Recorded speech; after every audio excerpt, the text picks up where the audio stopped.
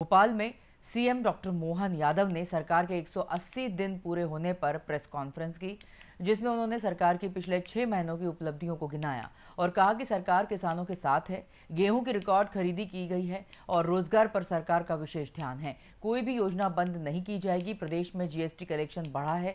आष्टा में 6,000 करोड़ का प्रोजेक्ट आया है, जिससे 20,000 लोगों को रोजगार मिल सकेगा। वहीं उन्होंने पीएम मोदी का प्रदेश को दिए गए योगदान के लिए धन्यवाद दिया।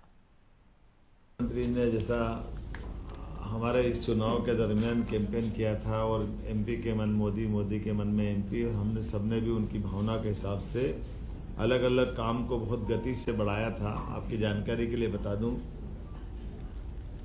केन बेतवा लिंक योजना के माध्यम से विश्व का पहला नदी जोड़ो अभियान अपने इस मध्य प्रदेश और यूपी की धरती से प्रारंभ होगा और इसी में हमने 12,000 और 5,000 दो अलग अलग टेंडर इसके जारी भी कर दिए और वो स्वीकृति की स्थिति में आ गए हैं। बड़ा बीच में फॉरेस्ट के लैंड का एक इशू था, जिसके कारण से उलझा हुआ प्रकरण था, लेकिन फॉरेस्ट को दूसरी लैंड उपलब्ध करा करके हमने इसका ये जो बीच का संकट है उसको बाहर करने का प्रयास किया है। मुझे एक और बात जानकारी देते हुए आनंद है कि पार्वती कालीसिंध चंबल योजना ये राजस्थान और मध्य प्रदेश के बीच 20 साल से उलझा मसला था। तत्कालीन जल शक्ति मंत्री श्रीमान गजेंद्र शेखावत जी की मौजूदगी में मध्य प्रदेश और राजस्थान के सीएम के साथ उनके अपने मंत्रीगण, हमारे मंत्रीगण और सबने मिलकर के 50-50% के आधार पर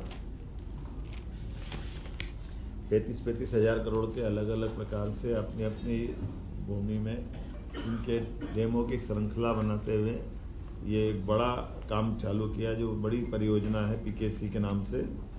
इसका पूरा हमारा चंबल का, मालवा का, ये पश्चिमी मध्य प्रदेश का हिस्सा बहुत लाभान्वित होगा। एक और बड़ा प्रोजेक्ट 1956 का बना हुआ गांधी सागर डैम, जिसमें 50-50% की जल राशि के आधार पर बंटवारा हुआ था, लेकिन कुछ कमी रह गई। उसके लिए भी हमने इशू उठाया और इस पर बात कर रहे हैं कि भाई जमीन हमारी ज़्यादा जा रही है और पानी का उपयोग हमको कम मिल रहा है।